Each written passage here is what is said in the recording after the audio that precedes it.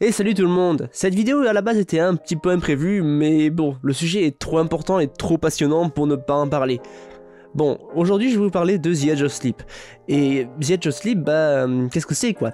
Eh bien, The Edge of Sleep, c'est un podcast dirigé par Jake Emanuel, un scénariste, avec en participant principal Mark Fishback, aka Markiplier, comme voice actor principal du truc. Ce podcast de 8 épisodes a été adapté en nouvelle, puis en série télé de 6 épisodes.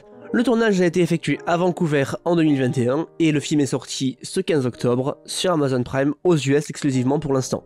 Et petit fun fact du coup, ce film a été tourné durant le confinement au Canada, donc ça explique les scènes où il y a genre rien partout quoi genre.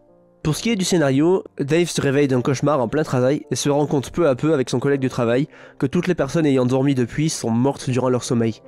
Tout le film est donc plongé dans une ambiance tendue, remplie de mystères et d'inquiétudes, alors que nos protagonistes tentent désespérément de trouver des réponses et de rester éveillés tant bien que mal. Alors, si je parle de cette série, c'est que j'ai trouvé quelque chose en elle que je n'avais pas trouvé depuis longtemps dans des vrais films d'horreur entre guillemets mainstream quoi. Et ça vient d'une personne qui est de plus en plus désintéressée du genre, car je trouve que depuis un certain temps, il y a un peu un laisser-aller.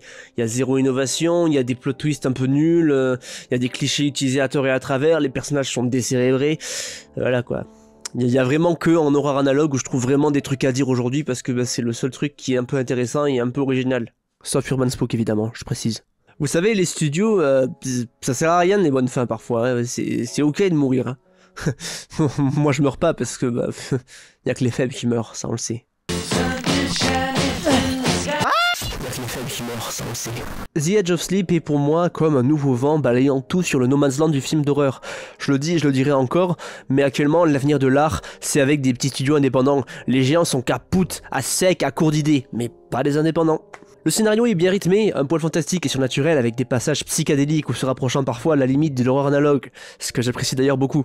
Et en plus, au moment où j'écris cela, The Edge of Sleep est 5ème au classement US des séries télé, ce qui est gigantesque. Mais sinon, pour parler de ce qui est direction artistique, en termes d'éclairage, de bande-son, d'effets pratiques et spéciaux, tout est extrêmement bien bossé. Mais le plus marquant, c'est surtout Mark, qui m'a impressionné dans son rôle, se détachant entièrement du personnage que l'on a l'habitude de voir. Bon, par contre, je pouvais pas m'empêcher de penser à ce qu'il a dit dans sa vidéo de promotion. Edge real hard, sleep real good, and watch the show. Link is in the description. Don't ever quote me, ever. Fuck. Mais bon, c'est un détail, c'est un détail.